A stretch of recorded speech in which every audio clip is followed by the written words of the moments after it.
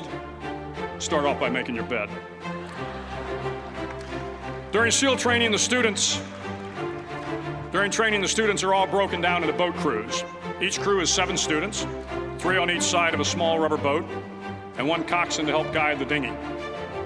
Every day, your boat crew forms up on the beach and is instructed to get through the surf zone and paddle several miles down the coast.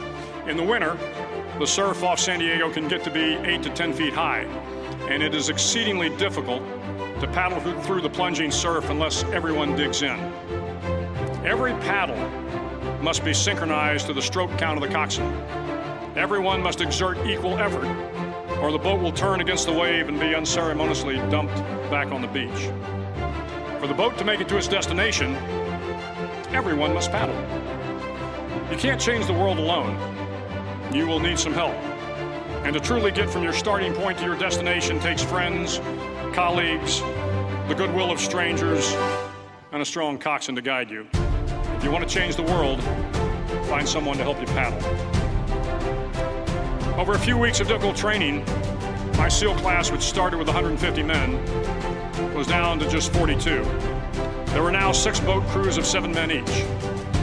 I was in the boat with the tall guys, but the best boat crew we had was made up of the little guys, the Munchkin crew, we call them. No one was over 5'5".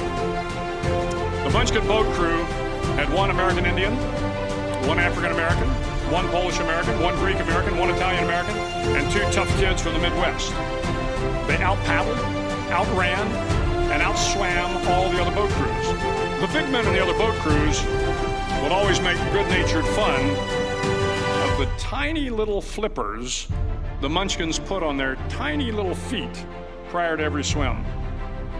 But somehow these little guys from every corner of the nation and the world always had the last laugh, swimming faster than everyone and reaching the shore long before the rest of us. SEAL training was a great equalizer. Nothing mattered but your will to succeed, not your color, not your ethnic background, not your education, not your social status. If you want to change the world, measure a person by the size of their heart, not by the size of their flippers.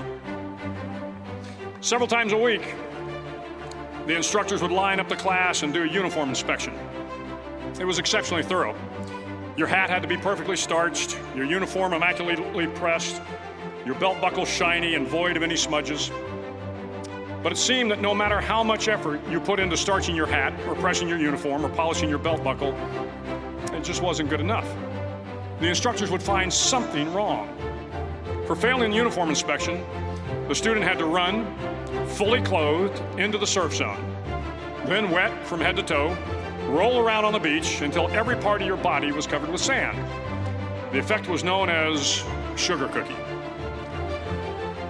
You stayed in the uniform the rest of the day, cold, wet, and sandy. There were many a student who just couldn't accept the fact that all their efforts were in vain, that no matter how hard they tried to get the uniform right, it went unappreciated.